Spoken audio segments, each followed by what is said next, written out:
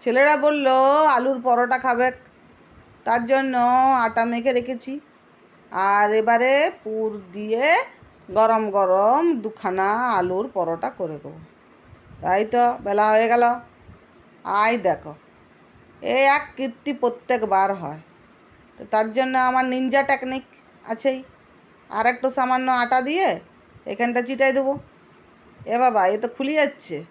দাঁড়া দাঁড়া, তোর ব্যবস্থা করছি। ছুঁচে সুতা পরাইয়ে এবারে ইয়াকে ব্যান্ডেজের মতন বাঁধিয়ে দেবো। তাহলে বেচারা আর লড়তে চড়তে কিছু পারবে না। তো